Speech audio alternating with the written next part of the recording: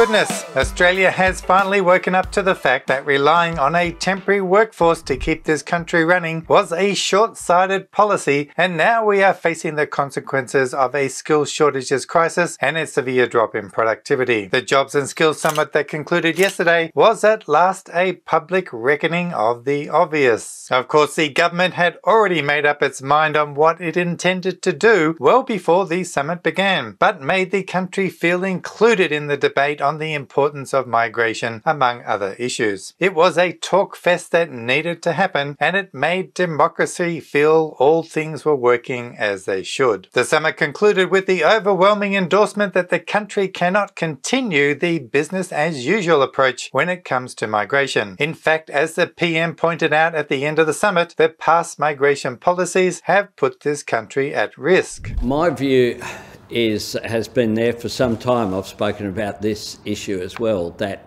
an over-reliance upon temporary labour for specific purposes has undermined. Some equity issues have been created because of that, but it also made us more vulnerable. And one of the lessons of the pandemic is that we need to have more security and more reliance upon ourselves. And when people were asked to leave and when the borders were shut, that's exacerbated the skills shortages which are there.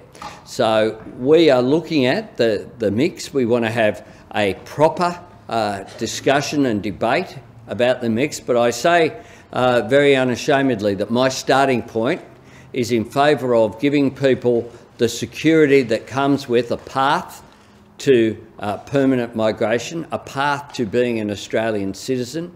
I've done similar things, of course, in the discussions that I had with Prime Minister Ardern of New Zealand as well. It's consistent with that. My general approach is we are, with the exception of First Nations people, a nation of migrants or descendants of migrants. People have come to this country and put a stake down. They've been able to get a mortgage, to have kids, have a family. All of that's impossible if it's all temporary. And it makes no sense, for example, to bring in a nurse for 2 years, 3 years, then see them leave, then try and find another nurse to take that place, have them train, have them adapt to Australian conditions as well. We need to, I think, be more attractive in the global labour market for the skills that we need. One way to do that is by providing that path to permanency, which is what we intend to do. It was interesting to note the reference to the New Zealand PM and how they had discussed the issue of a move towards permanent migration pathways. Does this mean that our calling for all TR visa holders that helped us during the pandemic to be given a pathway to PR may yet to be realised, as New Zealand did? Well, we can only dream of such a result, so don't get your hopes up too much yet. I would be happy, for starters, if the PM just said thank you to all of you who stayed and helped. And on that note, a huge thank you to nearly 50,000 who watched Tuesday's video, and for the hundreds of comments received with your overwhelming support and many, many kind words. It took me hours to reply to all of you, and I still have a number to get to. If you missed it, there'll be a link found at the end of this video. Now, the biggest takeaway from the summit was the formal announcement of an increase of the migration cap to 195,000, which the Home Affairs Minister was proud to announce. So one of the responses today that we're announcing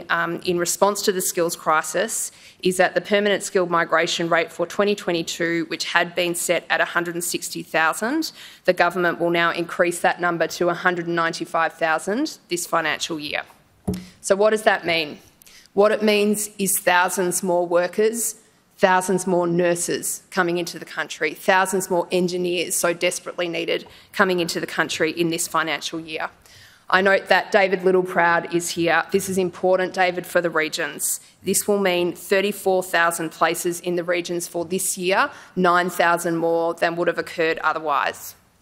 To our state and territory premiers, I know this has been a big discussion with you, with our Prime Minister, and I can tell you that a big part of this program will be a lift under the state and territory allocations. So we'll move from what was 11,000 places allocated to you last year to 31,000 this year. I could see many of the state premiers looking happy to hear they would be given a large increase in their state sponsorship programs. The Immigration Minister Andrew Giles also had some important words to say in relation to the excellent work the immigration staff were doing to reduce the backlog of visa processing and how he was planning to meet this issue head on. We understand that when people wait and wait, the uncertainty can become unmanageable.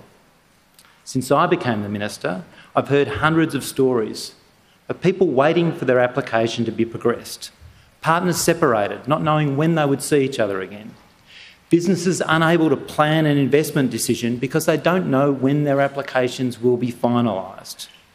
This is not good enough and reflects a visa system that has been in crisis.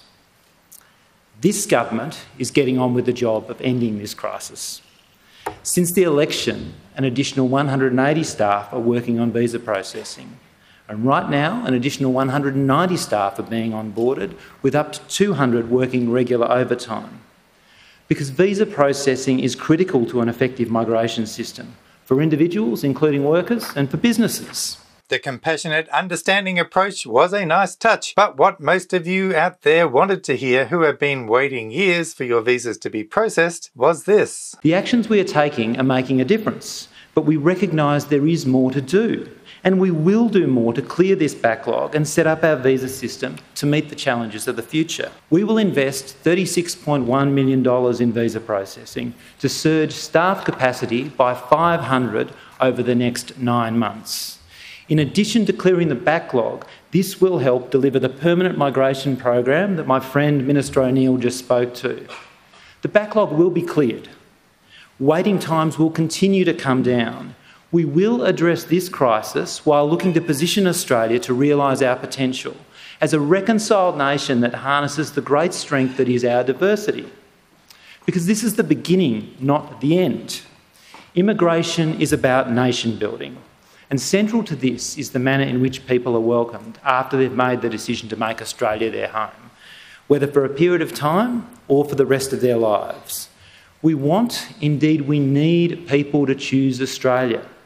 And our processes and our policies must work together to support that choice. There you go. If that speech doesn't make you rush out and lodge your application to migrate to Australia, I don't know what will. We also had a number of other important announcements at the summit. International students are allowed to keep working full-time in Australia until the end of June next year. The post-study work stream of the Graduate 485 visa will be extended for a further 2 years for those who have completed courses with select degrees in areas of verified skills shortages. Exactly which sectors are still to be worked out, but you can bet that health and engineering will be 2 of them. Assess and review the current occupation lists. Expand pathways to permanent residency for temporary skilled sponsored workers. Raise the temporary skilled migration income threshold, known as the TSMIT. Reform the current labour market testing process. Bring forward a package of reforms to address the migration worker exploitation during 2023. Examine the potential for industry sponsorship of skilled migrants. Consider policies to address regional labour shortages and how to improve small business access to skilled migration. Temporary migrants working on Australian farms will likely be given the freedom to work across multiple employers as a safeguard against exploitation. It has been a very busy week in the world of migration here in Australia, with so much happening at once. In fact, more than I can ever remember in my last 23 years in this industry. However, there is still much more to come. But you know where you can get the latest news and updates from by staying tuned to this channel. And to make sure you keep tuned in, don't forget to subscribe and hit that notification bell so you'll be the first to know. Thank you to all of our subscribers too who have helped us rocket up towards that magical 50,000 mark. And as always, take care out there and I'll see you next time. So bye for now.